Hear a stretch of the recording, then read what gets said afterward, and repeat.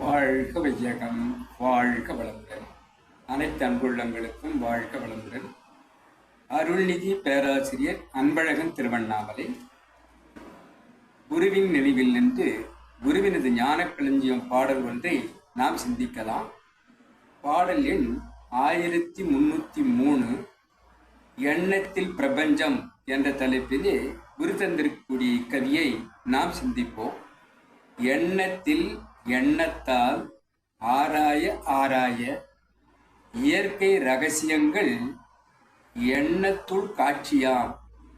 எண்ணத்தில் இவ்வுயர்வை இயற்கையே பேசுதென்றும் இதுவே உள் உணர்வென்றும் இயம்புவோர் அனுபவித்தோர் என்று குரு அவர்கள் கூறுகிறார்.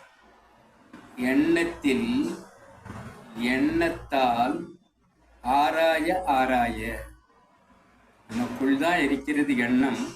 அந்த எண்ணத்தை எண்ணத்தால் ஆராய வேண்டும் என்பதை கூறி, அவ்வாறு ஆராயும் போது இயற்கை ரகசியங்கள் எண்ணத்துள் காட்சியாக மலரும் என்பதை கூறி, அவ்வாறு எண்ணத்தில் இவ்வுயர்வை இயற்கையாக இருக்கக்கூடிய அந்த இறைநிலையே நமக்குள் பேசுவதாக அமைகிறது என்பதை கூறி, இதுவேதான் உள் உணர்வாக இது போன்று பயணிக்கும் எண்ணத்தில் ஆராய்ச்சியாக பிரபஞ்சத்தை அறிய விரும்புவோர்களுக்கு காட்சியாகிறது, உள் உணர்வாகிறது.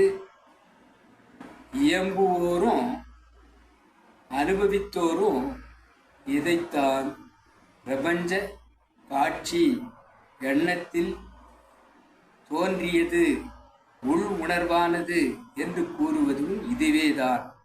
ஆக எண்ணத்தில் எண்ணத்தால் ஆராய ஆராய நாம் பழக வேண்டும். அவ்வாறு பழகினால் அந்த இயற்கை ரகசியங்கள் அத்தனையும் நமக்குள் எண்ணத்தில் காட்சியாக மலரும். அவ்வாறு மலரும் அந்த காட்சி இயற்கையில், அந்த இயற்கையே நமக்காக நம்முள் பேசுவதாக அது அமையும். இதுவேதான் அனைவரும் உணர்ந்தவர்கள் கூறிய உள் உணர்வு என்று நாம் தெளிந்து கொள்ளலாம், தெரிந்து கொள்ளலாம், புரிந்து கொள்ளலாம், அறிந்து கொள்ளலாம். இயல்பு, இந்த இயல்பு வருபவர் அனைவருக்கும் இது அனுபவமாக உணரப்படும். இதைத்தான் உள்ளுணர்வு என்று சித்தர்கள், யோகிகள், ரிஷிமுடிகள் அனைவரும் உணர்ந்து பிரபஞ்ச ரகசியத்தை கூறியிருக்கிறார்கள் என்று கூறும் குருவினுடைய கவியை நாம் சிந்திப்போம். அனைத்து அன்புள்ளங்களுக்கும் வாழ்க வளமுடன்.